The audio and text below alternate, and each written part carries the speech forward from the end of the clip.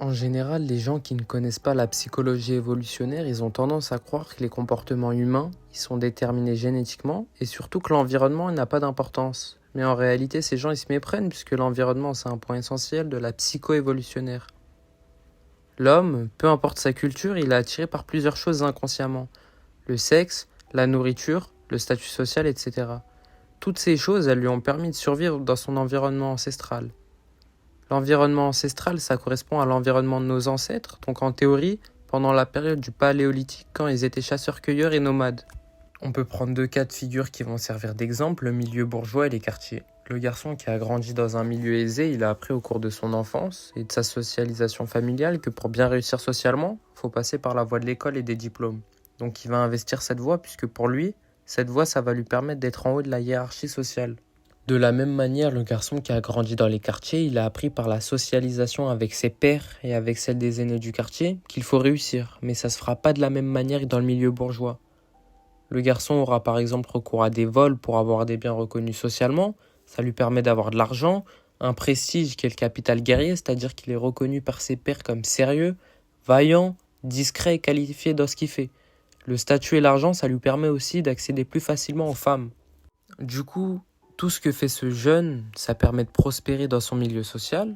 C'est le mécanisme de la sélection naturelle qui fait en sorte qu'on recherche plusieurs choses. Un statut, le sexe pour diffuser ses gènes, la nourriture pour survivre, etc.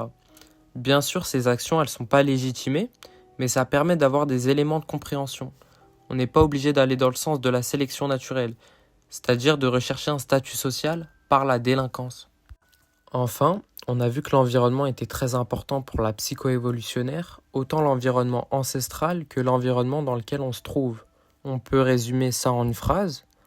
C'est en fonction du milieu et des croyances inculquées que le cerveau va rechercher ce qui a jadis servi à notre survie dans notre environnement ancestral.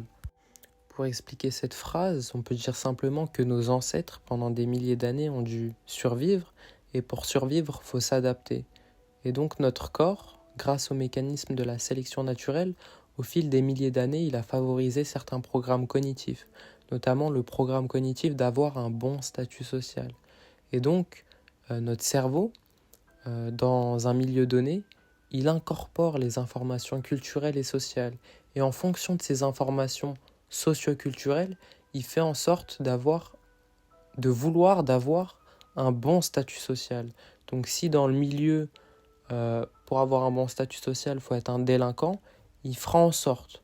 Si dans le milieu, il faut avoir des bons diplômes, il fera en sorte.